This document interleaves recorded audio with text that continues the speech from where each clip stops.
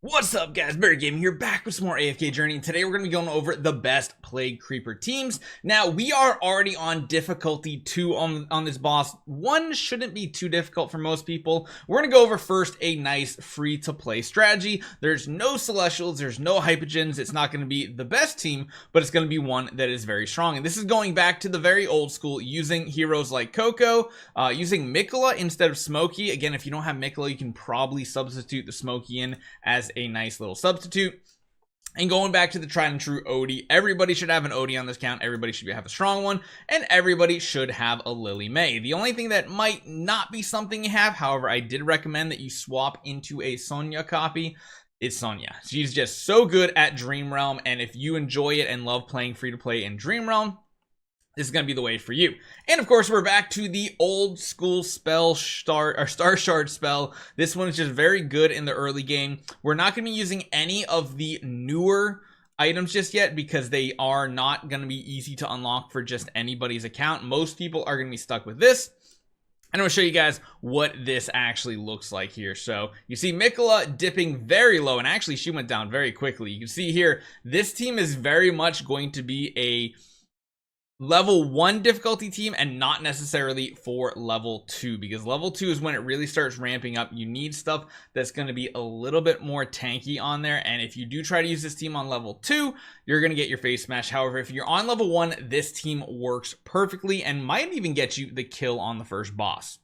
Now, if you're looking for one of the highest damage dealing teams, you're a whale out there, you've gone all in crazy on the twins and you have them built up, this type of team is going to be your bread and butter. We're using 3 Celestial Hypogen heroes with Talene, Reiner, and Twins. Talene is kind of the must-have if you want the crazy scores, because she's just simply the best AoE damage dealer. And you can use one of 2 different things here. You can use either the base Awakening spell, or you can use the Sanctum spell from the new season. Both of them work pretty good. I'm going to show you guys both of them real quick and see which one actually generates us the better score. This should be better than my current record as well, because everybody on Discord has been telling me I have to try this team out. It is absolutely bonkers. And really it comes down to, you need that extra healing to keep the team going, because this boss, once you get to difficulty 2, really starts ramping up. And if you're only having Mikola on your squad, of course you have Reiner for like Talene, which is cool. Elijah and Lila, they kind of have some healing built into them, but you really need that extra boost from the artifact going off, which is really, really good. Now, I kind of wish we had last season's artifact, the healing one that was like a chain heal. But you see right here, I think I'm about to break our previous record that we had, which was right around 30%, I think. Yep, there we go. So we are getting a new record right here, and we could see upwards of 400 million damage here. It's probably not going to quite get there. 350-ish. The highest I've seen is right around 400 million, so that's for those accounts that are really, really ramped up. And you see right here, Talene doing the work, Sonya providing a ton of damage as well, which is nice to see. And right there, that does put us at the top of the list. Now, again, there are a couple options here. You can see this one here is giving attack, physical defense, and magic defense, where this one's giving attack, HP, and vitality.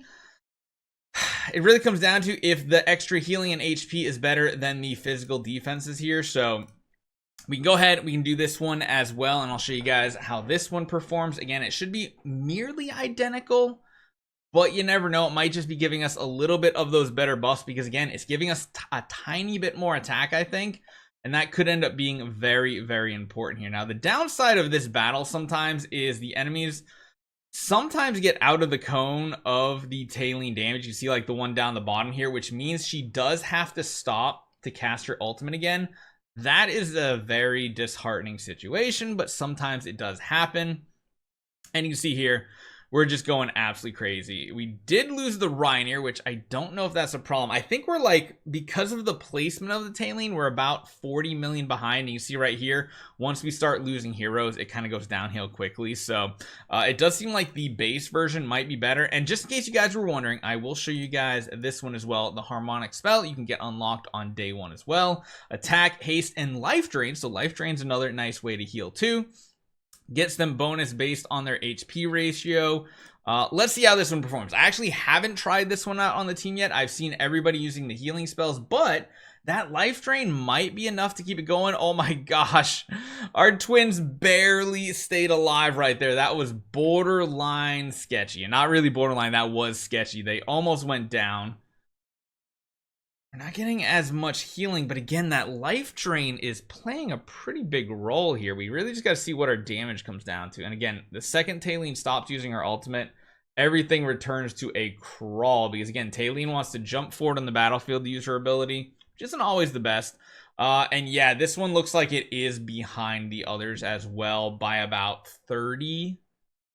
Yeah, and then heroes start dying. So crazy enough, in the early season, there is going to be some RNG to this here, but I would highly recommend just going ahead and making multiple attempts because there is going to be a lot of RNG. Going with the awakening spell, surprisingly, is so strong. Like, it's just amazingly good, and you should be able to put out some really strong numbers. Again, RNG dependent. This one was only 255. It really just comes down to if you can keep your team alive and get the high roll. Sometimes skipping battles, I feel like, is like one of the biggest mistakes you can make, because I feel like it kind of low rolls you your damage sometimes. 255. You can see that one time we just really shot through the roof with the RNG. And again, really just comes down to placement, timing, and if heroes can even survive. So yeah, pretty interesting how this does work out here. The damage, again, like I said, is very solid. It really just comes down to, can you keep your team alive, and can you get these things to work the way you need them to? So Taylene stopping her ultimate earlier might be the high roll, because now she's going to jump all the way to the back of the battlefield and hit everything, which means she's going to kill them faster, and then she can get her energy back on the boss and readjust her placement. Nah, see, that time they went down again. So placement is huge on this one, and there is going to be a huge RNG swing. So do a ton of hits and see what you guys can get. So hopefully you guys enjoy this one. See you guys next time.